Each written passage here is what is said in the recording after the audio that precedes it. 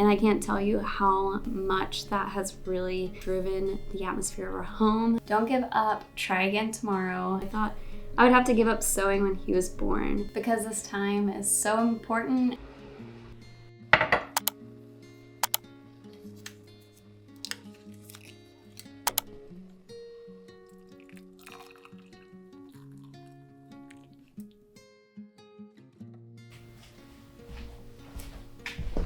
Today I wanted to talk about one of my favorite topics, and that is creating as a mom, finding time to create, and just making sewing and creating a priority. But the best part about it is this is all advice from our Rooney community, people that have reached out with amazing advice on how to create as a new mom, especially when you're kind of in the early stages and you're getting into new rhythms and you're trying to figure out what this looks like for you in this season. So this is all advice from our community. And I'm really excited to share this because I learned a lot from you and I would love to continue the conversation. So if you have more to share, more ideas and advice, or maybe your own story, I would love to hear it.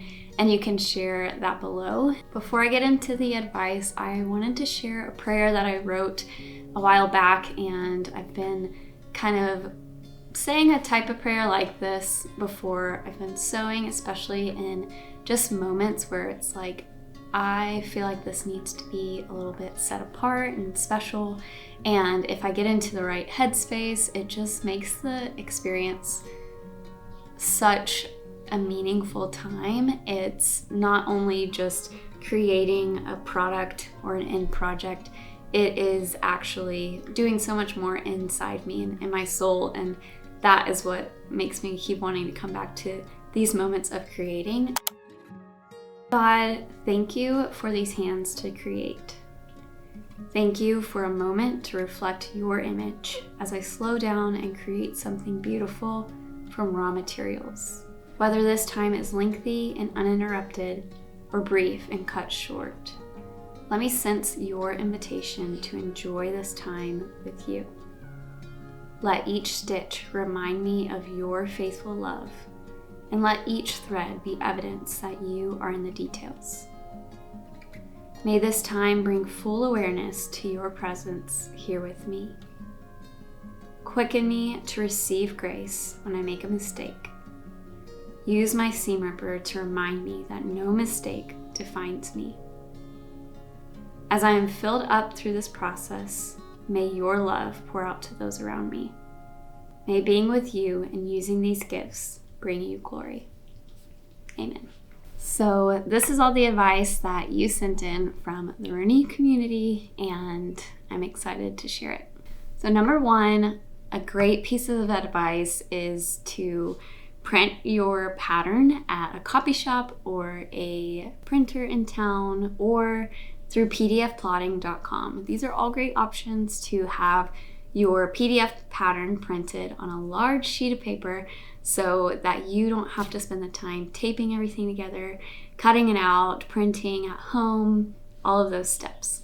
I think those steps are great, especially because you can instantly start working on a project and it's really accessible. But I know that as a new mom, time is precious to you, and sometimes you just want to get to the cutting and sewing and all of that stuff. So I love this advice, and I will link PDF plotting below, and that is sure to save some time for you.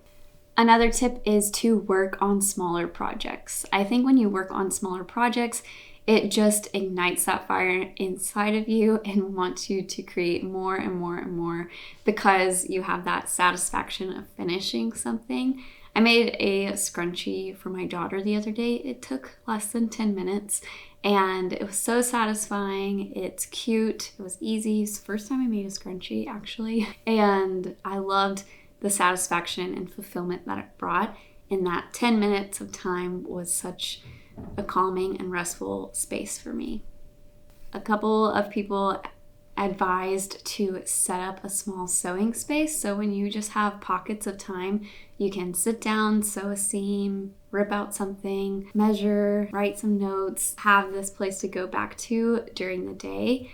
And over time, those small little steps will end up to a beautiful project. I, of course, love the advice to take it slow. You will hear me saying that a lot on my channel because I know the power of taking something slow, and I love that this was advice from a fellow mom. She also said to just remember that you're going to create less, and that's okay. I think taking that pressure off yourself to live up to maybe past standards of yourself, or even things you see online of other people making, just taking that pressure off and remembering that this is a special time for you and it's your own journey. There's no expectations on what it's supposed to look like. And once you kind of get into it and enjoy that process, it's going to be so much more rewarding because it is your journey and you don't have to compare it to anyone else's. And the main advice that I got from so many of you, and I would say from myself, is to take advantage of nap time and bedtime, and also to ask for help.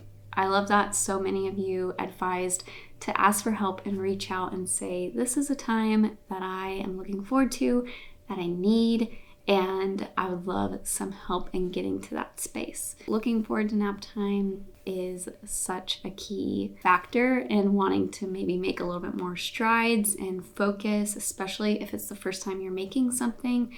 I think that focus time is really helpful.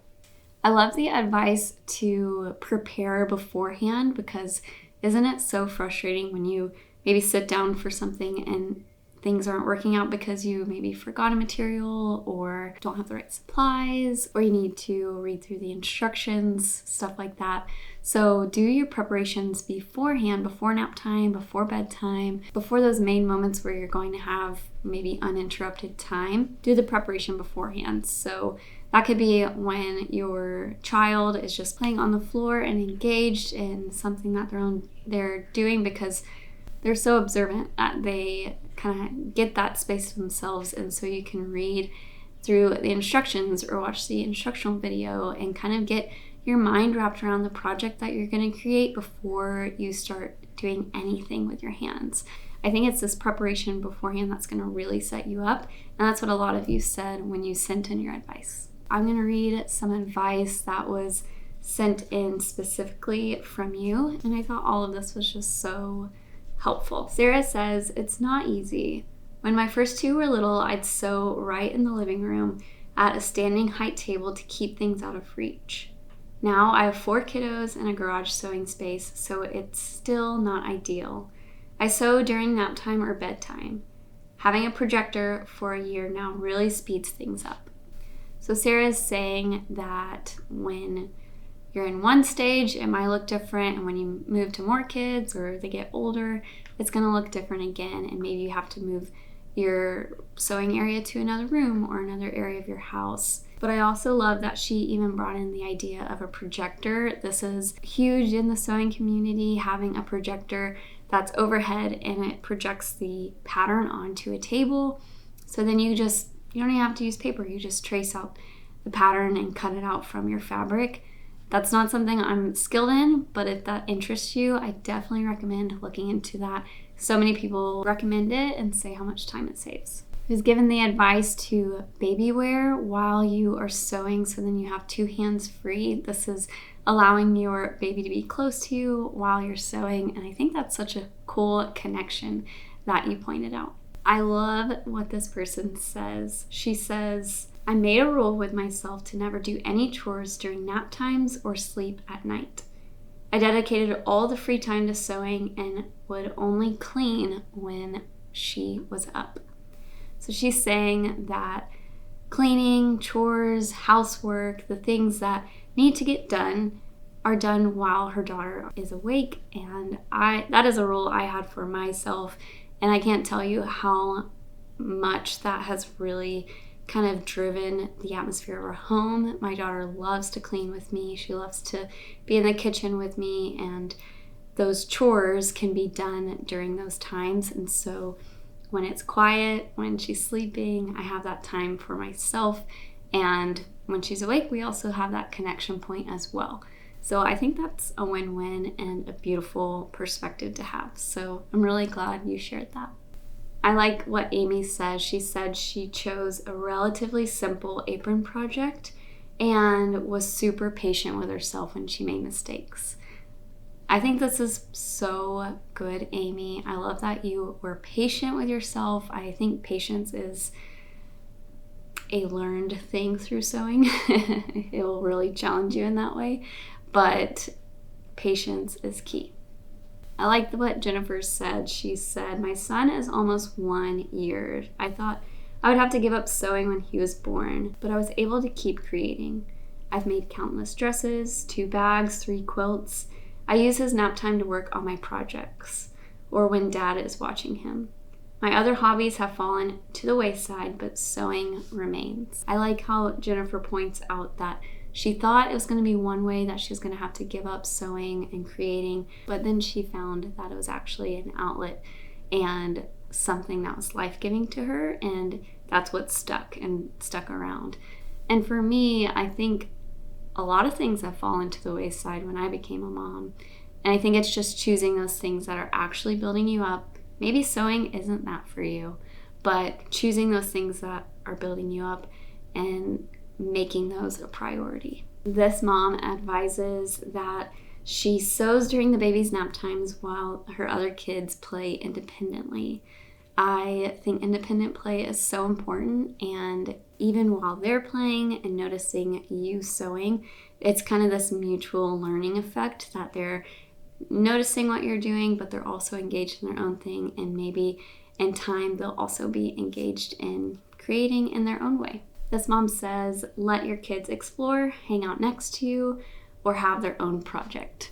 I love that advice. Another mom advises to add it to your daily life. I love this advice so much because adding something to your daily life just makes it normal. It makes it something that your child expects, and it makes it something that you get to look forward to, that you get to enjoy. It creates this rhythm, and when you expect that rhythm, it just becomes more seamless to get into projects.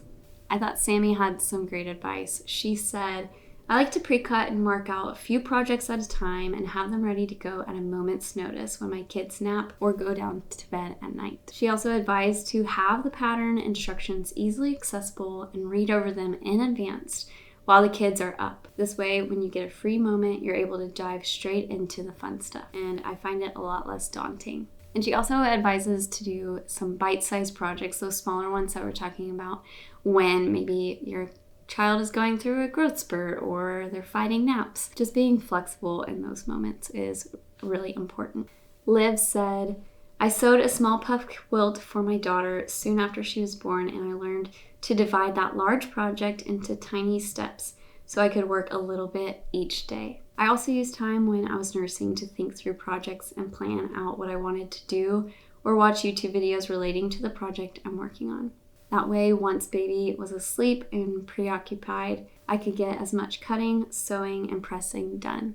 I think that's a really great perspective. The preparation is part of the process, but you can even do the preparation while your child is playing, nursing. Breaking it up into those tiny bite-sized pieces is really how you get to a bigger project. This is a little bit of change of scenery, but I'm working on birthday dress for my daughter's birthday, and I texted my mom to see what she said about sewing when your children are little. So she raised 3 children. She sewed all throughout our childhood. She made beautiful things, and I think what she said was just really simple. She said she remembers sewing when my older sister was just sitting up, and it was really difficult at first, but she really had the desire to sew and have that time for herself, and so she made a point to continue to do it anyway, even with the resistance, and definitely sewed during nap time, but also when we were just content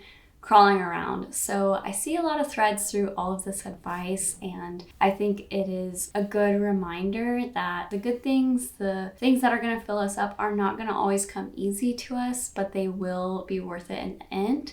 And it'll take time, it'll be frustrating some days, but it all has a purpose to it. So I hope this encourages you to get some advice and encouragement from other moms who have been there, who are currently there. And I would love for you to share your own story about creating, even if it's been difficult for you. Don't give up, try again tomorrow, and ask for help when you need it, because this time is so important and it is so worth it. Hope you enjoy this video. There's some more advice on this next video.